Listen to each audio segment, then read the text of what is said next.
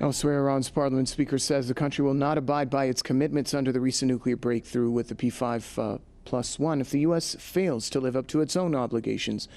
Ali Larijani said Iranian MPs are studying the text that Iran and the P5+1 agreed upon at the end of their marathon talks in Vienna in July. Larijani says this is being carried through a special committee that has been recently formed.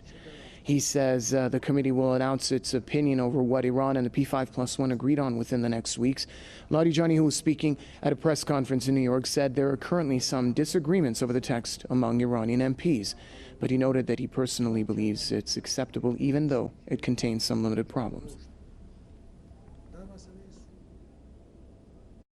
Iran's parliament speaker Ali Larijani and his delegation described as successful the visit to the United States to take part in the World Conference of Speakers of Parliaments. Speaking to Press TV, Iran's Deputy Foreign Minister Hassan Ghashgavi said that a great deal has been achieved by the Iranian team attending the conference. We have had some session like with the press, media, and also Iranians abroad who are living in the United States.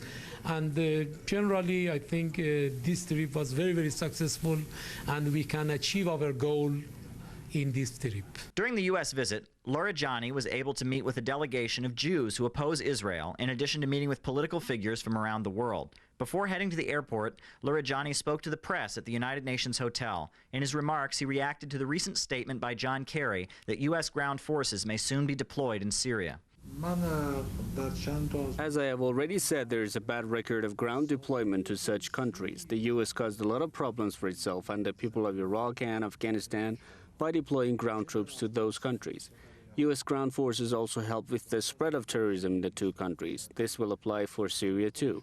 Deploying ground forces will not help resolve the crisis in the country, which is already plagued by various terrorist groups.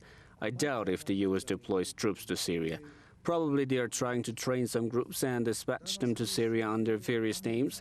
The result is clear. Such groups themselves will turn into other kinds of terrorist groups. Responding to a question from Press TV, Larijani also urged the youth of Europe and North America to read the letter addressed to them from the leader of Iran's Islamic Revolution, Ayatollah Sayyid Ali Khamenei. The leader of Iran's Islamic Revolution gave a message to the youth in various countries which included very important facts. Observing morals and accountability were among the important points Ayatollah Khamenei mentioned in his message. I think it is very important for young people to find out the real vacuum in their lives while searching and trying different pathways. So I highly recommend that they take heed of Ayatollah Khamenei's message. Many times throughout the visit, Larijani described the importance of the conclusion of the nuclear talks between Iran and the P5+1 in Vienna. He described ending the illegal unilateral sanctions imposed on Iran as a step forward for peace and cooperation in the world. Caleb Maupin, Press TV, New York.